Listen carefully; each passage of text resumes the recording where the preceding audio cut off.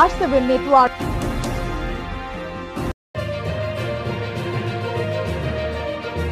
আর আপনারা দেখছেন R7 বাংলা, বাংলার কথা বাঙালির মুখে।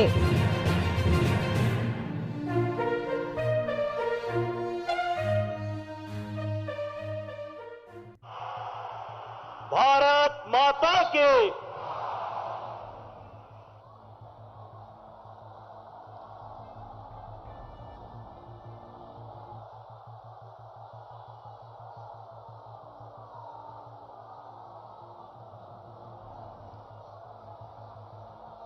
भारत माता की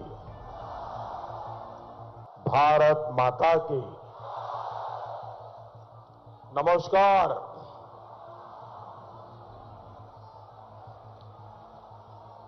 शरद चंद्र चट्टोपाध्याय, रामकृष्ण देव और श्री रामकृष्ण परमहंस की समृद्ध परंपरा को पोषित करने वाली हावड़ा की धरती को मेरा शत शत प्रणाम।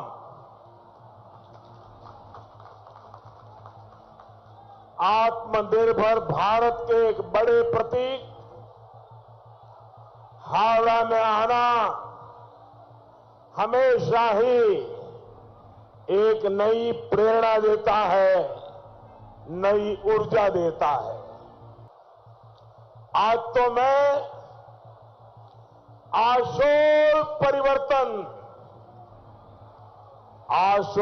परिवर्तन की एक प्रचंड लहर अपने सामने स्पष्ट देख रहा हूं। साथियों, पश्चिम बंगाल के ये चुनाव अभूतपूर्व है। 10 साल तक दीदी ने यहां जिस तरह विश्वासघात किया,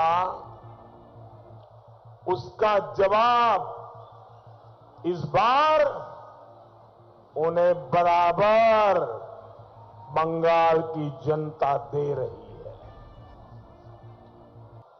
दीदी के तोलाबाज, सिंडिकेट, अन्याय, अत्याचारी और हत्याचारी सरकार से हर कोई परेशान है।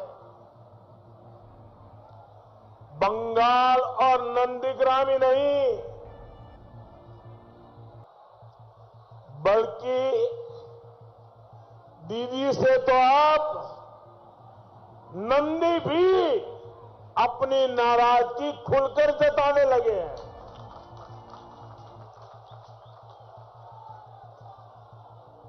भाई और बहनों, स्थिति ये आ गई है कि दीदी के दल को आज पोलिंग बूथ पर पोलिंग एजेंट नहीं मिल रहे। कुछ दिन पहले तक दीदी चुनाव आयोग पर, केंद्रीय वाहिनी पर पोलिंग एजेंट्स को रोकने का आरोप लगा रही थी। अब वो खुलेआम मान रही है कि उनके पोलिंग एजेंट्स ही उनके विरुद्ध बगावत करने लगे।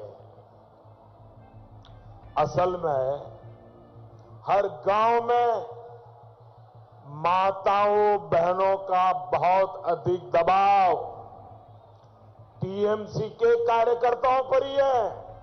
घर में ही दबाव पैदा होना शुरू हो गया है और माताओं और बहनों का अपने परिवार के व्यक्तियों पर दबाव क्या है?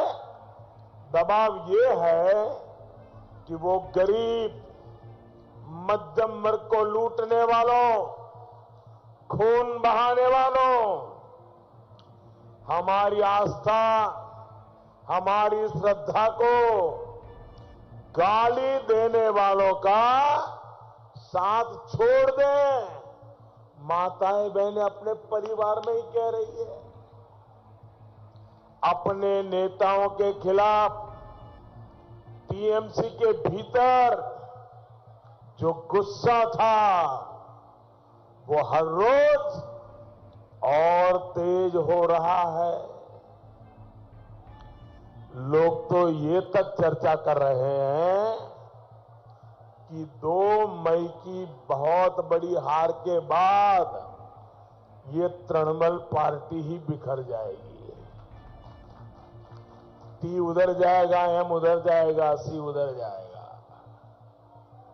भाइयों और बहनों, आज मैं हावड़ा की भूमि पर ऐसे समय पर आपके बीच उपस्थित हूं जब बीजेपी का स्थापना दिवस है। बीजेपी की स्थापना के प्रेरणा पुंज है इसी धरती पर जन्म लेने वाले डॉक्टर श्यामा प्रसाद मुखर्जी। डॉक्टर मुखर्जी कहते थे कि शासन राज करने के लिए नहीं बल्कि नागरिकों के सपने पूरे करने का माध्यम होता है। यही तो आशोल परिवर्तन है जो पश्चिम बंगाल को चाहिए,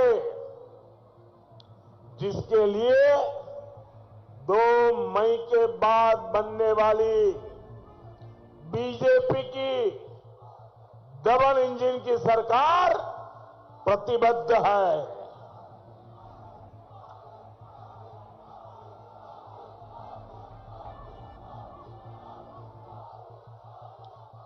दोस्तों, आपका प्यार मेरी सर आंखों पर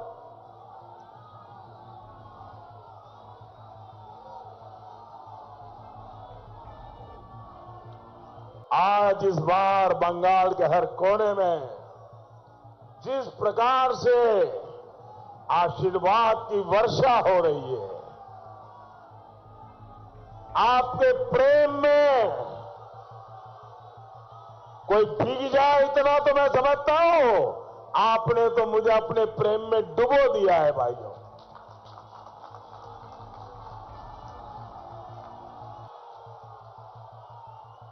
भाइयों और बहनों, हावड़ा सहित पूरे पश्चिम बंगाल का उन्नयन, यहां का डेवलपमेंट, यहां के जल संसाधन, यहां के शिल्प, यहां के कृषक, इनको प्रोत्साहित करने से ही संभव है। लेकिन सालों साल इसकी अनदेखी हुई, जिसको बीते 10 साल की दीदी सरकार की दुर्नीति ने बहुत ही गंभीर बना दिया है।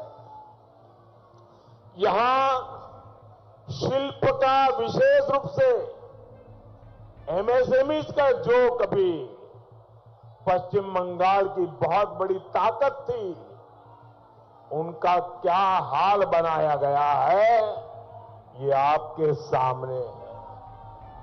मेटल हो, जूट हो, बैडमिंटन शटल कॉक हो, ऐसे अनेक सामान की देश में डिमांड बढ़ी है, लेकिन यहां के उद्योगों में ताले लगते गए। इसकी सिर्फ एक ही वजह है, बंगाल में दशकों तक रहा कुशासन, दीदी की सरकार की दुर्नीति। बंगाल के आदर्शवादी जो लोग हैं, जो विद्वान लोग हैं, जो इंटेलेक्चुअल लोग हैं, बंगाल के आदर्शवादी लोग मानते हैं सोतेर कोनो रूपांतर नहीं, आजो जा कालोता।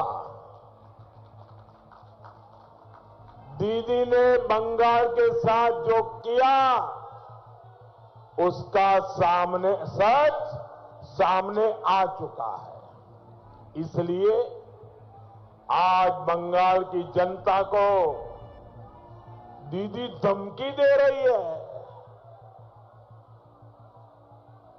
दीदी कहती है आमरा देखो नेबो, कहती है ना, आमरा देखे नेबो। हम बंगाल के सभी भाई बहनों से बड़ी विनम्रता पूर्वक उनकी सेवा करने का अवसर मांग रहे हैं। दीदी बोलेन आमरा देखे नोबे, दीदी बोलेन आमरा देखे नेबो, बीजेपी बोले आमरा सेवा करबो। बीजेपी बोले आमरा सेवा करबो। साथियों, दीदी को बंगाल के भाई बहन नहीं दिखाई देते, उन्हें तो बस वोट दिखाई देता है, वोट। वो आप पर पैसा लेकर रैली में आने का इल्जाम लगाती है। मैं जरा आपसे पूछना चाहता हूं, क्या आप पैसे लेकर के आए हैं क्या? जरा जोर से पूरी ताकत से बताओ ताकि दीदी को सुनाई दे। आप पैसे लेकर के आए हो क्या? क्या आपको यहां आने के लिए बाद में पैसा मिलने वाला है क्या? क्या दीदी ने आपका अपमान किया कि नहीं किया? आपको बदनाम किया कि नहीं किया? आपके ऊपर गलत आरोप लगाया कि नहीं लगाया? इस दीदी पर आपको गुस्सा आता है कि नहीं आता है? दीदी को सजा करोगे कि नहीं करोगे? पक्की सजा करोगे? पोलिंग बूथ जाकर कमल पे बटन दबा करके दीदी को ऐसी सजा करो ताकि वो फिर से कभी आप पर ऐसे गंदे आरोप न लगाए। दीदी तो यहां तक बोल गई, वो आप पर पैसा लेकर वोट देने का इल्जाम लगाती है। क्या आप पैसा लेकर के वोट देते हैं क्या? आप वोट बेचते हैं क्या? क्या आप वोट बेच करके पेट भरते हैं क्या? क्या आप ऐसी स्थिति में है क्या? क्या ये दीदी आपका अपमान कर रही है कि नहीं कर रही है? ये टीएमसी आपका अपमान कर रही है कि नहीं कर रही है? ये चुनाव में चुन चुन करके हिसाब लीजिए, लेंगे ना? दीदी में इतना अहंकार हो गया है कि वो बंगाल के हमारे वोटर भाई बहनों को अपनी जागीर समझने लगी है। दीदी ने बंगाल की जनता के लिए ही कहा था, मैं याद कराता हूं, दीदी ने बंगाल की जनता के लिए क्या कहा था? जे गोरू दूध दाए, जे गोरू दूध दाए तार लातियों खेते हो। याद है ना दीदी? दीदी याद है ना? आपको याद है ना? आपको याद है ना? दीदी और उनके अपराधियों ने बंगाल की जनता को त्रस्त किया है, निचोड़ दिया है। सम्माननीय आदरणीय दीदी,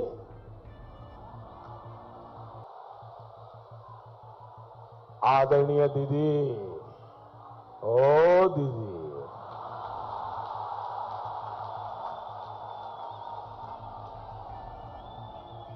दीदी,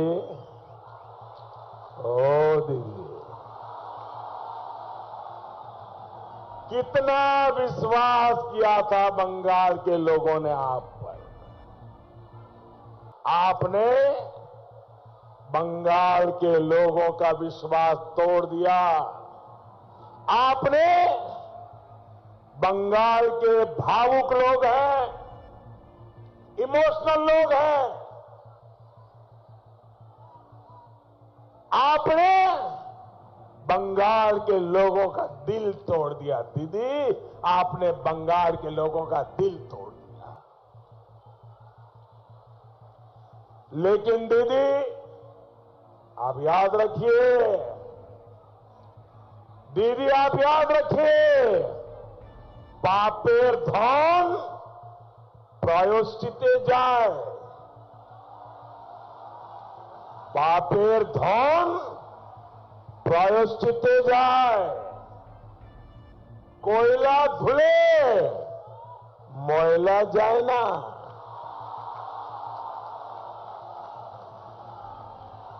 कोयला धुले मोयला जाए ना।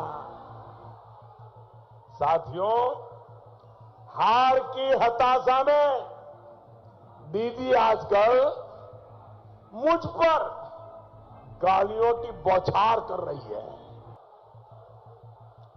बंगाल के लोग दीदी का ये आचरण देखकर बहुत दुखी हैं। देश और दुनिया में इसकी चर्चा हो रही है कि बंगाल की एक कौन की छवि दीदी प्रस्तुत कर रही है। आजकल दीदी को मेरे उच्चारण पर भी बहुत ऐतराज हो रहा है। बंगाल के मेरे भाइयों बहनों, आपको एक जानकारी बताता हूं, आपको अच्छा लगेगा सुनकर के। बताऊं? बताऊं? लेकिन ये चुनाव वाली नहीं है, चलेगा ना? ऐसा है, प्रधानमंत्री के तौर पर हमारे जो सांसद है देश के, हमारे जो मुख्यमंत्री वर्ग है, उनका जब जन्मदिन होता है तो मेरी ऑफिस से मैं एक चिट्ठी लिखता हूं सबको। और मैंने प्रधानमंत्री बनने के बाद पहले तो अंग्रेजी में चिट्ठी चली जाती थी। मैंने आने के बाद हर एमपी को उसकी मातृभाषा में मैं चिट्ठी लिखता हूं। मुख्यमंत्री को भी उसकी मातृभाषा में चिट्ठी लिखता हूं। अब ये परंपरा मैंने शुरू की है, लेकिन इसका मतलब ये नहीं कि मुझे हर भाषा का बहुत ज्यादा ज्ञान है। इसका सीधा साधा अर्थ यह है कि मेरा हर भाषा के प्रति सम्मान है, इसलिए मैं ऐसा करता हूं। जब मैंने दीदी को बांग्ला भाषा में जन्मदिन की बधाई दी तो उन्होंने मुझे गुजराती में जवाब दिया और मुझे इतना अच्छा लगा कि यही सच्चे अर्थ में भारत की विशेषता है। इतनी भाषाएं, इतनी बोलियों वाला समृद्ध देश दुनिया में कोई नहीं है।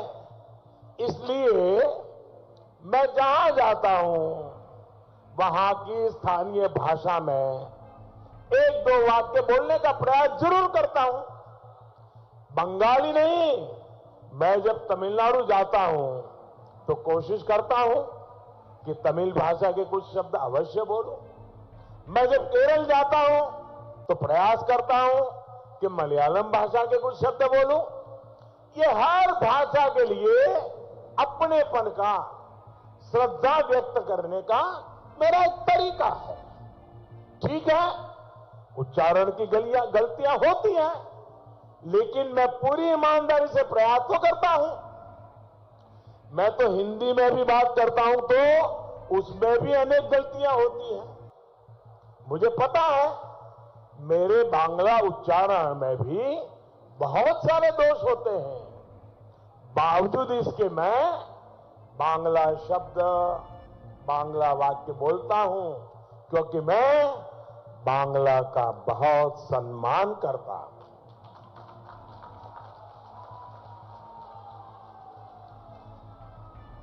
दीदी, ओ दीदी, अरे इसको तो प्रोत्साहित करना चाहिए। लेकिन वो मेरे इस प्रयास पर भी भड़की हुई है। साथियों, सोनार बांग्ला आचरण से बनेगा, साफ नीयत से बनेगा, सही नीति से बनेगा।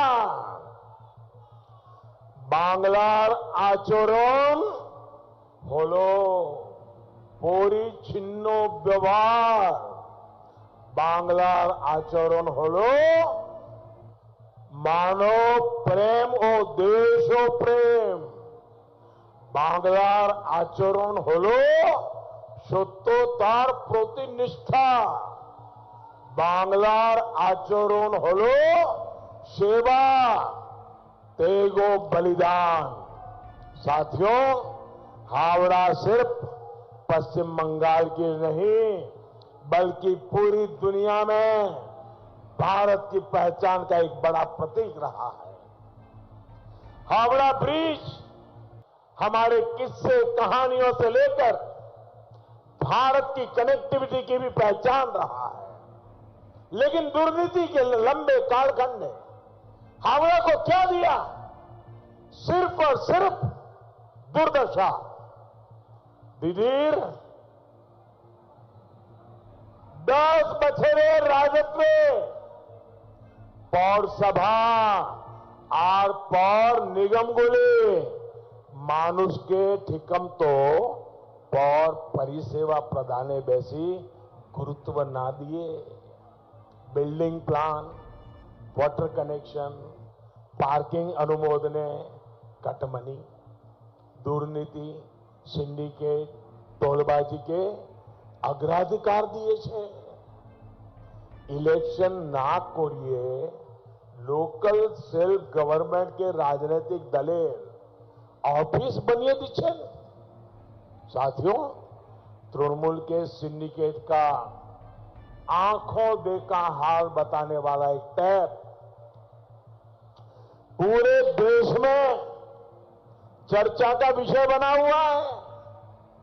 न्यू टाउन से कैसे कंस्ट्रक्शन का सिंडिकेट विकसित हुआ, कैसे हावड़ा सहित पश्चिम बंगाल के अनेक शहरों को भाईपो सर्विस टैक्स ने बेहाल कर दिया, ये पूरे देश ने सुना है। हालात ये है कि सड़कें पानी से भरी रहती है और घरों में पानी आता नहीं है। गंदा पानी पीने से यहां के बच्चों में हैजा जैसी बीमारियां आम हो गई है। गंगा किनारे भी लोग प्यासे हैं। ये कहावत दीदी सरकार की दुर्नीति ने सही साबित की है। केंद्र सरकार ने यहां के सीवेज सिस्टम को ठीक करने के लिए पैसा भेजा, लेकिन वो भी सिंडिकेट की भेंट चढ़ गया। यहां के मिडिल क्लास को कंस्ट्रक्शन माफिया से बचाने के लिए केंद्र सरकार रेरा कानून लेकर के आई। पूरे देश में कानून लागू हो गया, लेकिन दीदी ने रियल एस्टेट माफिया के दबाव में रेरा कानून भी यहां लागू नहीं होने दिया। हमने झुग्गियों में रहने वाले गरीबों के लिए पीएम आवास शहरी के तहत लाखों घर स्वीकृत किए गए, लेकिन तोलेबाजों ने वो भी लटका दिए। माननीय दीदी, ओ दीदी,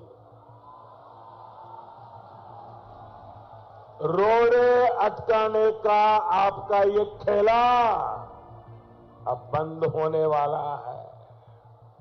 2 मई के बाद डबल इंजन की सरकार हावड़ा सहित पूरे पश्चिम बंगाल में आशोल परिवर्तन के लिए काम करने आ रही है।